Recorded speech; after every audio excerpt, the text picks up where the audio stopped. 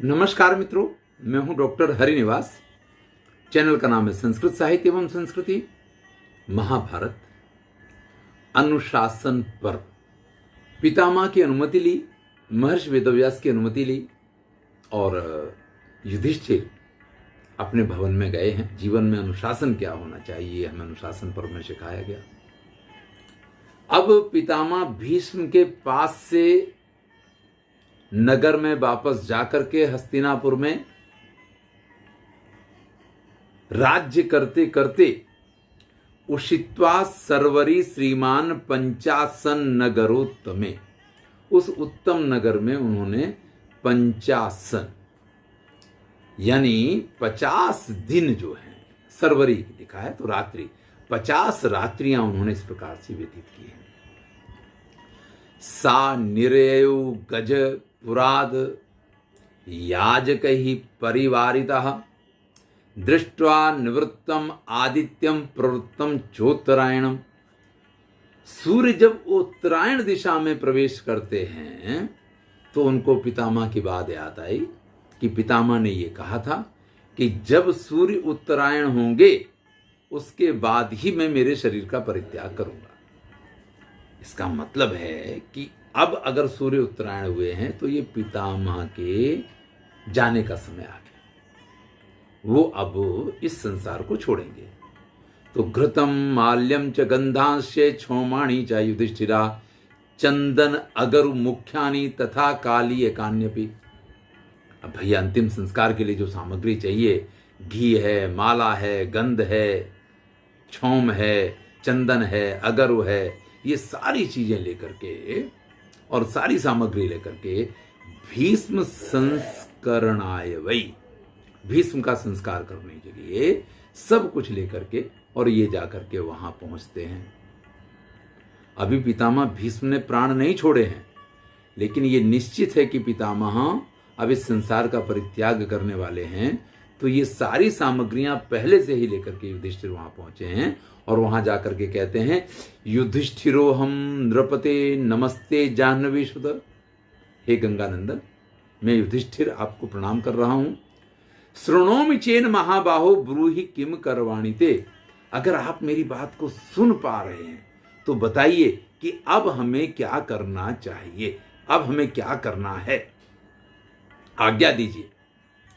यच्चेह किंचित कर्तव्यम तत्सर्वं प्रापितम मया यथोक्तम भवता काले सर्वमेव च तत्कृतम। आपने यहां से जाने से पहले ही मुझे आज्ञा दे दी थी कि मुझे क्या क्या करना है, तो मैं सब कुछ लेकर के यहां उपस्थित हुआ हूं। अब आप बताइए कि मुझे क्या करना है। तो पितामह भीष्म के अंतिम संस्कार की सारी सामग्री लेकर के यहां पे युधिष्ठिर आकर के पहुंचे हैं और फिर पितामह से जब ये पूछा है, देखिए अभी तक पितामह बिल्कुल जब इनसे बात कर रहे थे तो उनके शरीर में कोई पीड़ा नहीं थी। कृष्ण ने इस प्रकार से उनके शरीर को पीड़ा रहित बना दिया था। लेकिन उसके बाद कृष्ण भी वहां नहीं है, ये सब लोग भी वहां नहीं है, तो फिर वही अवस्था पितामह की हो गई है कि सारे शरीर में बाण तो लगे ही हुए हैं। अब या तो ये कहिए कि पीड़ा की आदत पड़ जाए व्यक्ति को, या ये कहिए कि पीड़ा उसको।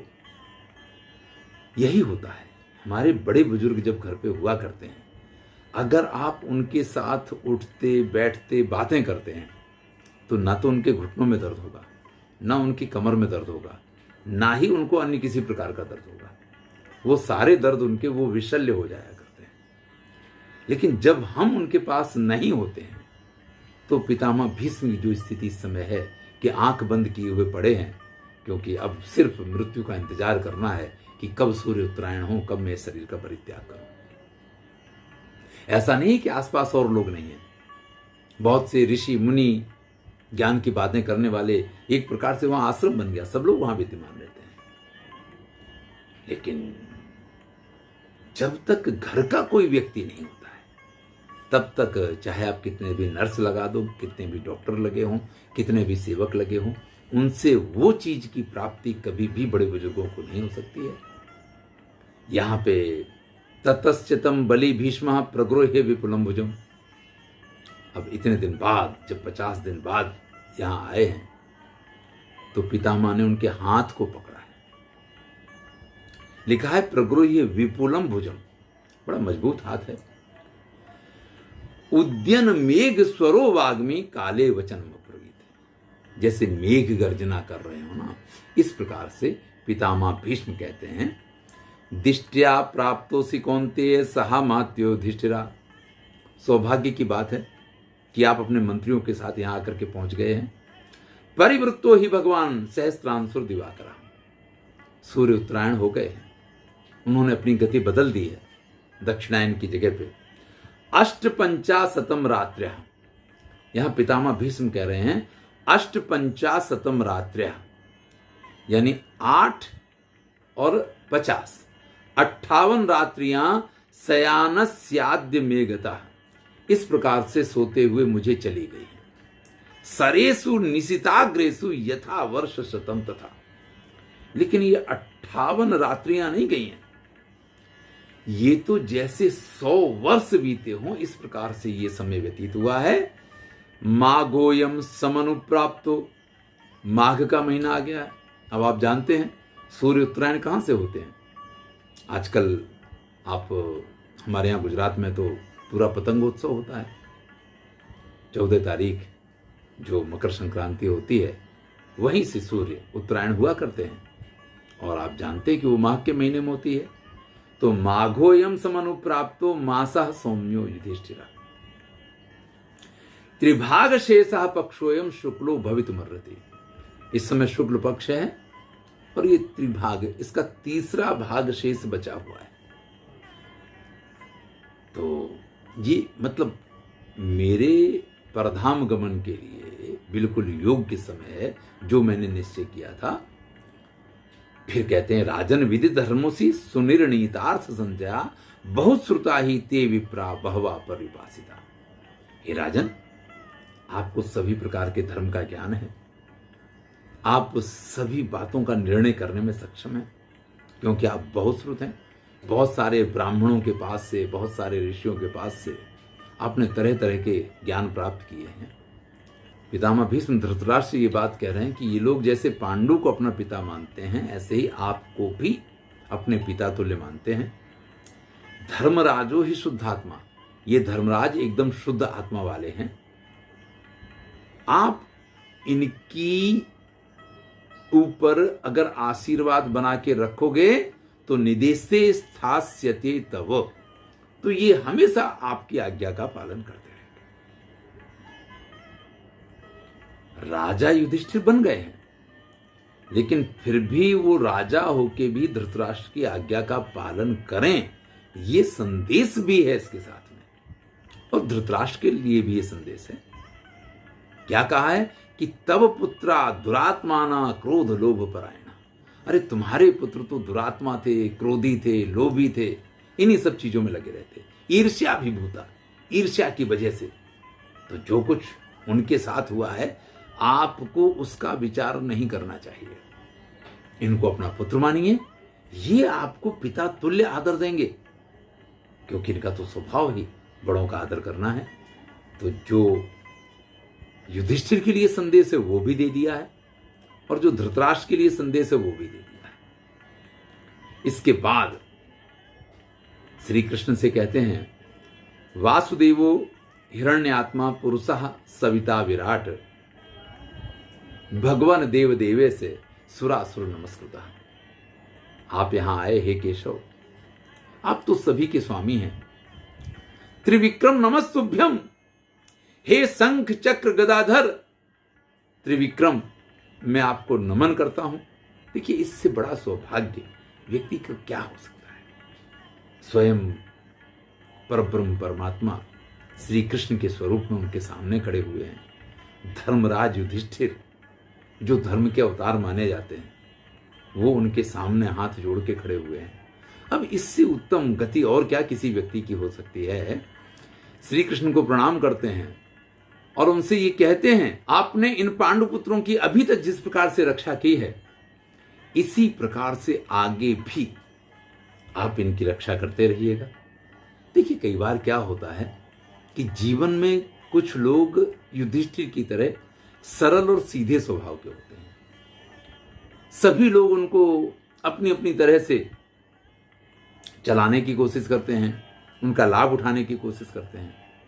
लेकिन जीवन में इतना याद रखिएगा कि अगर आप सच्चे और सरल हैं तो आप शायद दुख उठाने पड़ जाएं आपको थोड़े बहुत, लेकिन आपका कभी कुछ नहीं बिगड़ेगा, क्योंकि परब्रह्म परमात्मा, वो ईश्वर जो है, वो किसी ना किसी रूप में हमेशा आपके साथ रहता है।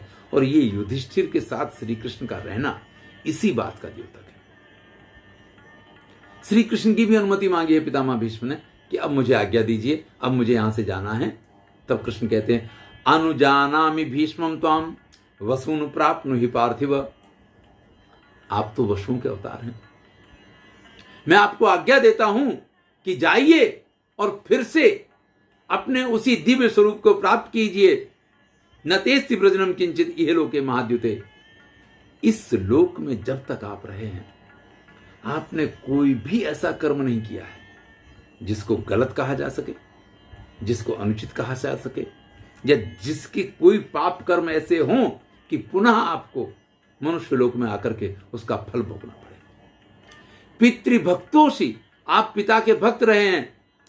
राजर्षि मार्कंडे एवापरः, या तो मार्कंडे अपने पिता के इतने बड़े भक्त थे, या आपने इस प्रकार से अपने पिता की भक्ति की है। तेन मृत्युस्तव वसे स्थिता भृत्य इवानृतः।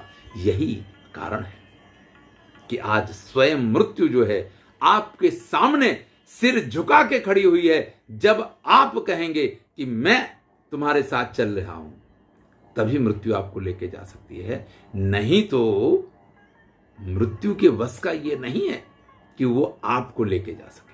देखिए कितना बड़ा अंतर है, ये बहुत बड़ी शिक्षा है।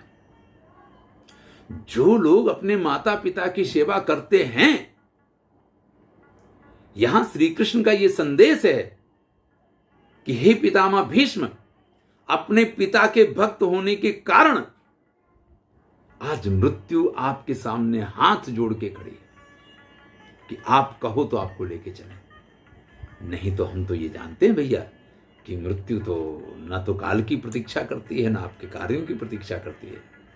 वो तो आती है और किस रूप में आएगी ये भी पता नहीं होता, और व्यक्ति को लेके चली जाती है।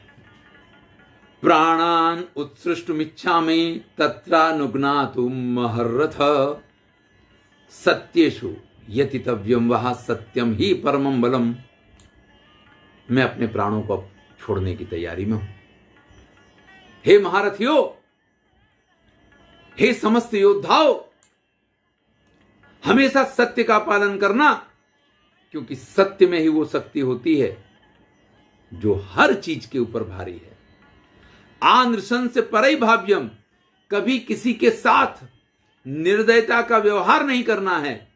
सदैव नियतात्म भी, हमेशा अपनी इंद्रियों पे, अपने स्वयं के ऊपर।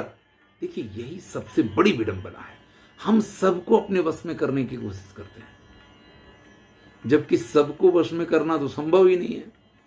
हां, अगर हम अपने आप को वश में कर लें, अपनी इंद्रियों को अपने वश में कर लें, अपने ऊपर अगर हम विजय प्राप्त कर लें, उसी का उपदेश दे रहे हैं। सदैव नियतात्म भी ब्राह्मणै धर्मशीलेश्य तपो नित्यस्य भारत। और जो ब्राह्मण हैं, जो धर्मशील हैं, जो तपस्वी हैं, उन सबका आदर करना चाहिए।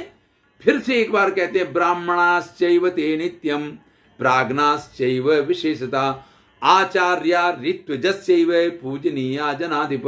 हे युधिष्ठिर, अपने राज्य में ब्राह्मणों की, विद्वानों की, आचार्यों की, ऋत्विजों की हमेशा पूजा अर्चना करते रहना, हमेशा सुखी बने रहोगे। इस प्रकार का उपदेश देते हुए पितामह भीष्म ने तूष्णीम बभूव कौरव्यः स मुहूर्तम अरिंदम। उस समय वो एकदम चुप हो गए हैं, उन्होंने बोलना बंद कर दिया है। धारयामास चात्मानम धारणासुरी तर्कम। और फिर उन्होंने अपने प्राणों को छोड़ने के लिए, ये नहीं कि कहीं से भी प्राण निकल गए, अपने प्राणों की ऊर्ध्वगति प्रारंभ की है। जैसे जैसे प्राण पहले पैरों में से ऊपर की तरफ, अगर आप शवासन वगैरह करते हैं तो आपको सिखाया जाता है कि पहले आप ये महसूस कीजिए कि आपके दाहिने पैर का अंगूठा है वो बिल्कुल शांत हो गया है, फिर पंजा है, फिर एड़ी है, फिर पिंडलियां हैं, फिर घुटना है। इस प्रकार से आप धीरे धीरे ऊपर की तरफ उनका विचार करते करते, अगर आपने थोड़ा सा भी योग का वो किया है तो ये सारी चीज़ें बड़ी ही लाभदायक होती हैं। एकदम से आपके पूरे शरीर की पीड़ा चली जाती है। और ये मैं नहीं कह रहा हूँ, महाभारत भी इस चीज़ का प्रमाण दे रही है कि जैसे जैसे पितामह भीष्म अपने प्राणों को अपने पैरों से ऊर्ध्वगति की तरफ खींचना शुरू करते हैं, इदम आश्चर्यम आसीच्य मध्य तेषाम महात्मनाम, वहां इतने सारे महात्मा स्वयं श्री कृष्ण भी वहां उपस्थित हैं और सबके देखते देखते आश्चर्यजनक घटना घटित होती है कि शरीर के जिन जिन अंगों में से वो अपने प्राणों को ऊपर की तरफ खींचते चले जाते हैं, उन भाग में से वो बाण अपने आप निकल जाते हैं। यदत्य मुंचति गात्रम हिस शांतनु सुतस्तदा तद तद विशल्यम भवति। विशल्यम यानी बिना बाण का वो भाग हो जाता है योग युक्त से तस्य भाई। ये योग का महिमा है। मैंने आपसे कहा कि अगर आप वास्तव में योग की इन स्थितियों को जान सकते हैं और अगर आप इनका प्रयत्न करते हैं तो ये बहुत बड़ा लाभ है। आप अगर एक बार लेट जाएं और 10-15 मिनट तक आप इस प्रकार का विचार करते हैं ना, तो आपके पैरों से लेकर आपके मस्तक तक कहीं भी किसी भी अंग में किसी भी प्रकार की पीड़ा नहीं होगी। सारी पीड़ाएं अपने आप गायब हो जाएंगी इस योग मुद्रा के द्वारा। और यहां अपनी योग मुद्रा से यहां तो प्राणों को खींच रहे हैं और शरीर के जिन जिन भागों से प्राण ऊपर को चलते जा रहे हैं वो हिस्से जो हैं उनमें से बाण अपने आप निकल के गिरते चले जा रहे हैं। तद दृष्ट्वा विस्मिता सर्वे वासुदेव पुरोगमा। इस स्थिति को देख करके वासुदेव कृष्ण के साथ वहां जितने लोग उपस्थित थे सभी आश्चर्य में पड़ जाते हैं। सह तैर मुनि भी सर्वई तदा व्यासादि फिर नृपा। महर्षि वेदव्यास युधिष्ठिर सभी लोग आश्चर्यजनक रूप से इस घटना को देखते हैं कि भैया वाह क्या चमत्कार है। और ये नहीं कि सिर्फ बाण निकल रहे हैं, शरीर के वो भाव उस भाग्य के घाव भी भर जाते हैं। और इस प्रकार से पितामह भीष्म ने अपने प्राणों का परित्याग किया है। धन्यवाद। आगे की कथा अगले वीडियो में सुनेंगे। मैं हूं डॉक्टर हरिनिवास। अगर ये कथाएं आपको अच्छी लगती हैं तो मित्रों के साथ शेयर करें। पुनः आप सबका धन्यवाद।